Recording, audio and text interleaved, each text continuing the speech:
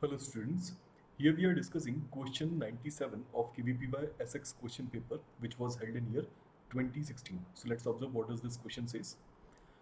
The heat capacity of 1 mole of an ideal gas is found to be this value. Okay, CV की value हमें दी हुई है where A is a constant. The equation obeyed by this gas during a reversible adiabatic expansion is. So हमें ये पता लगाना है कि इनमें से कौन सा ऑप्शन सही है. ठीक है, ऑब्जर्व कीजिए. इस केस में मुझे ये बोला गया है कि यहाँ पर ये जो प्रोसेस एग्जीक्यूट हो रही है इस गैस पर वो एक रिवर्सिबल एडियाबैटिक प्रोसेस है. इसका मतलब इस इक्वेशन के लिए मैं P V to the power gamma equal to constant या फिर T V to the power gamma minus one equals constant लिख सकता हूँ. Right. Now, what is gamma? Gamma is nothing but the ratio of specific heats Cp upon Cv जिसे हम F plus 2 over F भी लिख सकते हैं. अगर इस इक्वेशन में गामा की वैल्यू सेकेंड इक्वेशन के अंदर हम पुट करते हैं तो हमें मिल जाएगा T V to the power F plus 2 by F minus 1, right? Equals constant. This is equals constant. And simplify करने पर हमें T V to the power 2 by f is the degree of freedom equals constant मिल जाता है. ठीक है. Now इसको इस तरीके से क्वेश्चन प्रोसीड करने का पर्पस क्या है, क्योंकि ऑप्शंस के अंदर हमें T V to the power something equals to constant की फॉर्म में इस क्वेश्चन को डेवलप करना है. राइट. नाउ हमारे पास ये इक्वेशन आ गई. इस इक्वेशन के अंदर अगर हम सिर्फ डिग्री ऑफ फ्रीडम की वैल्यू पुट कर देते हैं then we will be getting our answer. Now degree of freedom की वैल्यू पुट करने के लिए अब हम गिवन सीवी वैल्यू की हेल्प लेंगे. क्वेश्चन के हिसाब से 3r by 2 times 1 plus alpha rt is given as CV, right? And what is CV? CV की वैल्यू को हम रिप्रेजेंट कर सकते हैं with simply f by 2 times r which is 3r by 2 times 1 plus alpha rt.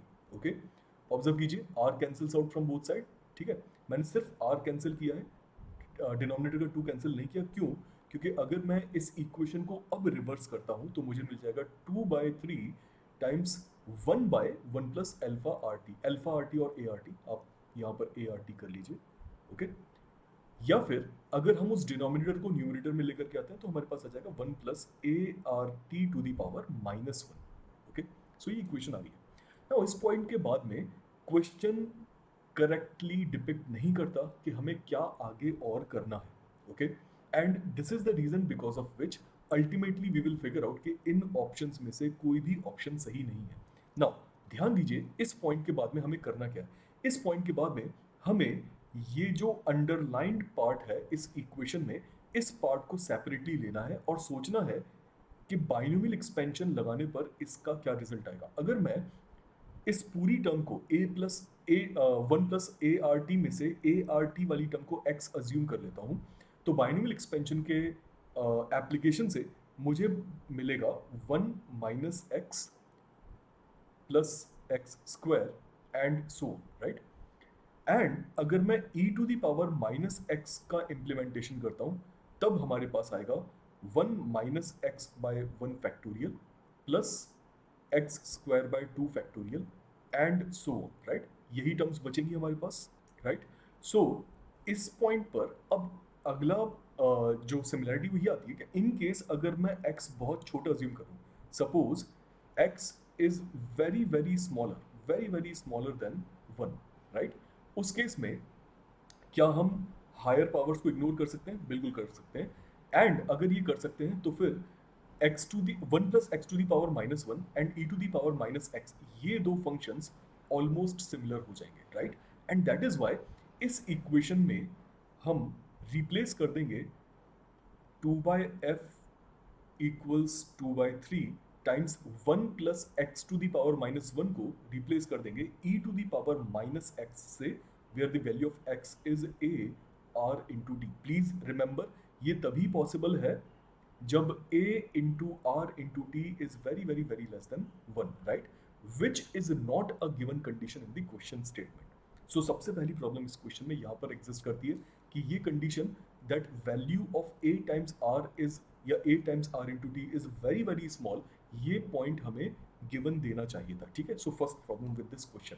Now proceed करते हैं. सो हमें 2 bye F की वैल्यू मिल गई एंड इस इक्वेशन में जहाँ हम पहले ऑलरेडी ये चीज़ जानते हैं, टी वी की power 2/f equal to constant, यहाँ पर 2/f की वैल्यू पुट कर देता है। सो हमारे पास आ जाएगा T V to the power 2/f को रिप्लेस करने के बाद आ जाएगा 2/3 e to the power minus a are t whole equals constant. Now this is your ultimate answer, observe कीजिए, this is our ultimate answer. But again problem क्या है, options देखिए, किसी भी ऑप्शन में सही तरह से इस आंसर को रिप्रेजेंट नहीं किया गया है, right? And that is the reason because of which none of the options are correct. एंड अगर आप इस क्वेश्चन का आंसर केवीपीवाई की वेबसाइट पर चेक करें तो वहाँ पर भी उन्होंने इसे बोनस दिया है just because of this problem. There are two major problem with this question. First of all, A are T की वैल्यू बहुत छोटी होनी चाहिए 1 से, ये गिवन नहीं था। दूसरी चीज़, उसके बाद भी कोई भी ऑप्शन यहाँ पर मैच नहीं करता है, राइट? सो आई होप आप सभी को समझ में आया होगा कि इस क्वेश्चन को अप्रोच करने का क्या तरीका था। क्रूशियल पॉइंट ये है कि किस तरह से हम binomial function and exponential function की सीरीज को आपस में रिलेट करते हैं ऐसे क्वेश्चंस के अंदर, right? So this is a very quite a good learning for all of you guys कि इनकेस अगर आप मैथ्स को इस तरह से ऑब्जर्व करना चाहते हैं तो आप फंक्शंस किस तरह से एक्सचेंज कर सकते हैं, राइट? कंडीशंस मस्ट बी कि एक्स की वैल्यू बहुत छोटी होनी चाहिए, right? And therefore I hope आप सभी को समझ में आया होगा कि इस क्वेश्चन को एड्रेस करने का तरीका क्या था। एंड अगर आप वेदांतु एकलव्य के बारे में और जानना चाहते हैं तो प्लीज़ इसे गूगल पर सर्च करें। Best of luck.